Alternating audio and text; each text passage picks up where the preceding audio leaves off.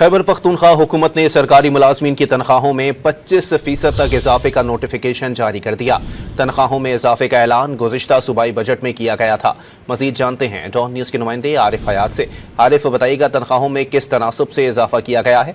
आरिफ से इस हवाले से मजीद तफसीलात लेना शुरू करेंगे। आपको बताएं कि खैबर पख्तूनख्वा हुकूमत ने सरकारी मुलाजमीन की तनख्वाहों में 25% तक इजाफे का नोटिफिकेशन जारी कर दिया है। आरिफ हयात से हमारा राब्ता बहाल हुआ है। जी आरिफ, मजीद बताइएगा।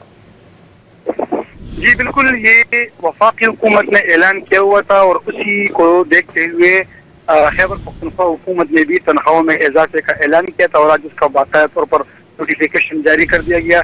मजमूई तौर पर सरकारी मुलाजिमीन की तनख्वाहों में 25% इजाफा किया गया है और इसमें ग्रेड 1 से लेकर 16 तक 20% है और ग्रेड 17 से लेकर ग्रेड 22 तक जो मुलाजिमीन है तो उनकी तनख्वाह में 20%, जबकि 1 से लेकर 16 तक उनकी तनख्वाहों में 25% इजाफा कर दिया गया है। ये तकरीबन 7 लाख मुलाजिमीन इससे मुस्तफीद होंगे। ठीक है, बहुत शुक्रिया आरिफ हयात अपडेट करने के लिए।